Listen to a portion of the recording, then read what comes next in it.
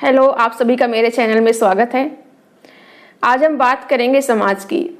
जैसा कि हमारे समाज में देखने को मिलता है कि जब भी कोई व्यक्ति परिवर्तन की बात करता है, लकीर से अलग हटकर चलने की बात करता है, कुछ अपने जीवन में नया करने की चाह रखता है, तो सबसे पहले उसका विरोध उसके घर वालों की तरफ से ही होता है। उसका परिवार ही उसका विरोध करता है। बाहर के लोगों को तो छोड़ दीजिए, बाहर के लोग तो विरोध करते ही हैं, लेकिन उसका परिवार भी साथ नहीं देता है।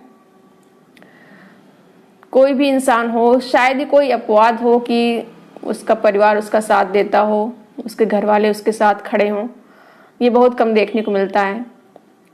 और जितने भी आज तक हुए हैं, क्रांतिकारी हुए हैं, समाज सुधारक हुए हैं, उनका इतिहास उठाकर देखेंगे तो देखने को मिलेगा उनके परिवार वाले ही उनके विरोध में खड़े होते हैं। सबसे पहले तो परिवार वाले ही रोकते हैं कि नहीं, ऐसे नहीं करना है, समाज क्या कहेगा। और उन पर ताने मारे जाते हैं कि समाज से तुम अलग चल रहे हो।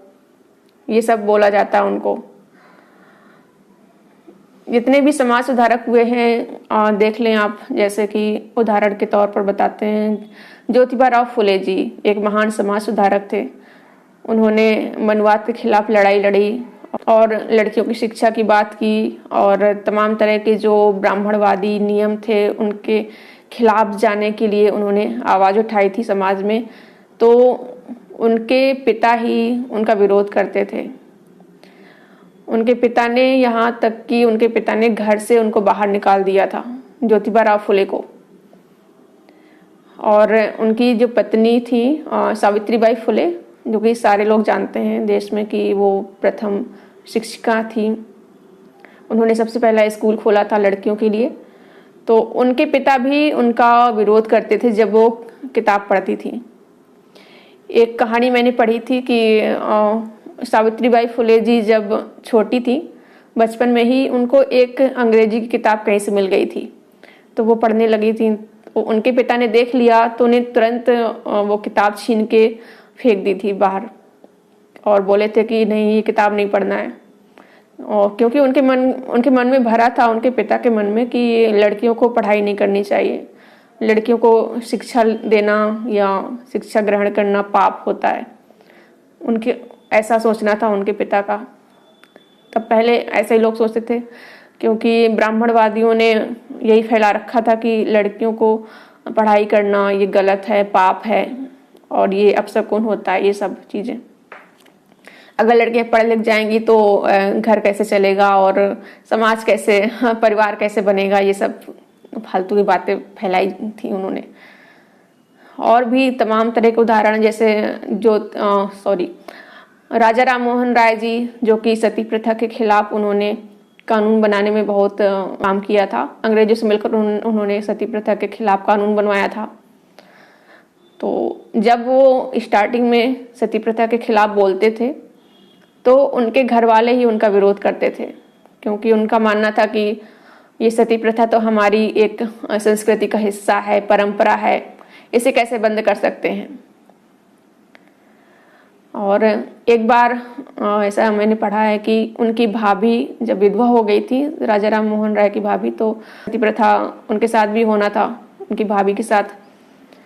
तो उन्होंने विरोध किया कि नहीं, सती प्रथा नहीं यहाँ पर लागू होनी चाहिए, सती नहीं होनी चाहिए। और उन्होंने बताया कि कैसे, क्यों गलत है, ये सब नहीं होना चाहिए, प्रथा के नाम पे अत्याचार महिलाओं पर। तो उनका बहुत ज़्यादा विरोध हुआ था। उनके घर वाले तो उनके खिलाफ खड़े ही थे, उनके भाई और दूसरे जो लोग थे परिवार के, उनका खूब विरोध किए। और बाहर के लोग तो विरोध कर ही रहे थे कि सती प्रथा तो हमारे समाज का हिस्सा है, संस्कृति का हिस्सा है, धर्म का हिस्सा है, ऐसा बोलते थे लोग। और भी तमाम उदाहरण हैं, जैसे आधुनिक टाइम में देखें तो मायावती जी को ही देख लें। एक महिला है, वो राजनीति में है, उत्तर प्रदेश की कई बार की मुख्यमंत्री रही हैं। तो बहुत कम लोग जानते हैं कि उनका भी विरोध हुआ था उनके घर वालों की तरफ से। जब वो मायावती जी पॉलिटिक्स में आना चाहती थी, वो तो उन्होंने अपने घर वालों से बात की कि नहीं, हम वहाँ जाना चाहते हैं, पॉलिटिक्स में आना चाहते हैं, नेता बनना चाहते हैं। तो उनके घर वाले तैयार नहीं थे कि उनकी बेटी शादी न करके राजनीति में आए। तो लेकिन ये मायावती जी अपना अड़ी रहीं, उनको राजनीति में आना था। उन्होंने ठान लिया था कि शादी नहीं करेंगी और राजनीति में अपनी पहचान बनाएंगी, अपने समाज के लिए काम करेंगी। तो वो कांसीराम जी के साथ चली गई थी और अपने घर में नहीं रहती, उन्होंने घर छोड़ दिया था और कांसीराम जी ने उन्होंने एक रूम दिलाया था या गेस्ट हाउस था, तो वहीं पर मायावती जी रहती थी और उन्होंने वहीं से राजनीति अपनी शुरू की, सीखा सब कुछ कांसीराम जी से।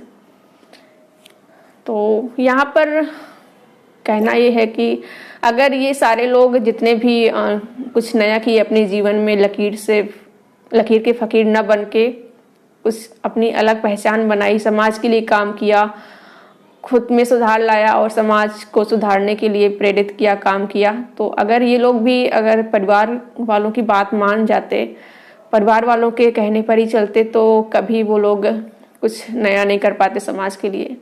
वो भी नॉर्मल इंसानों की तरह वैसे शादी करके बच्चे पैदा करके अपना वो लगे रहते, समाज में कभी बदलाव ना आ पाता। इसलिए ज़रूरत है कि ज़रूरी नहीं है कि हमारे परिवार वाले सही हों और हमें उनकी बात माननी चाहिए।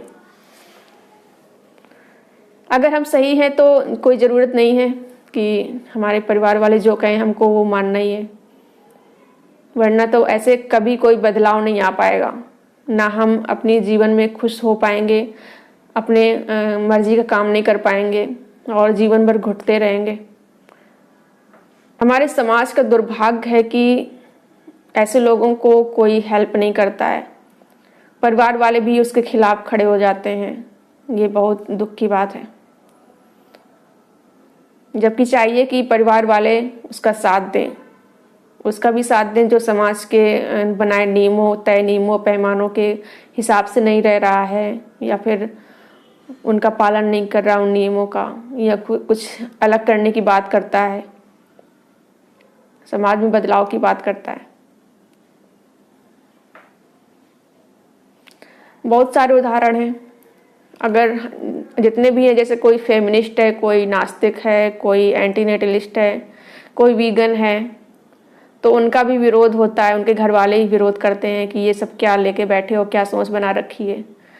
उनको लगता है कि हमारे बच्चा, हमारा जो बेटी है, बेटा है, कोई भी परिवार का सदस्य, सोचते हैं कि ये इसका दिमाग खराब हो गया है, कहीं कुछ हो गया है, ये सब सोचते हैं, इसको क्या हो गया, ये गलत है, उनको लगता है ऐसा। वो लोग विरोध करते हैं और उन पर ताने मारते हैं कुछ लोग, तो बहुत सारे लोग, और कहते हैं कि ये तुम गलत कर रही हो, तुम बुरी हो, बुरे हो, उनको बोला जाता है, क्योंकि वो उस भीड़ के अनुसार नहीं रह रहे हैं। क्योंकि हमारे समाज में माना जाता है कि जैसे ज़्यादातर लोग कर रहे हैं चीज़ें, जैसे रह रहे हैं वैसे ही सबको रहना चाहिए।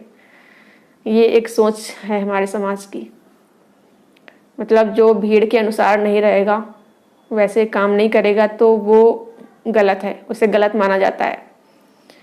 और कहते हैं कि हमें भीड़ के अनुसार ही रहना चाहिए, जैसे सारे लोग रह रहे हैं।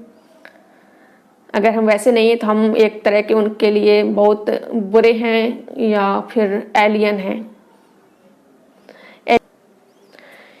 आपका इस बारे में क्या कहना है और आप क्या सोचते हैं, इस पर हमें कमेंट करके ज़रूर बताएं। और वीडियो पसंद आया हो तो लाइक करें, शेयर करें और चैनल को सब्सक्राइब ना किया हो तो सब्सक्राइब ज़रूर करें।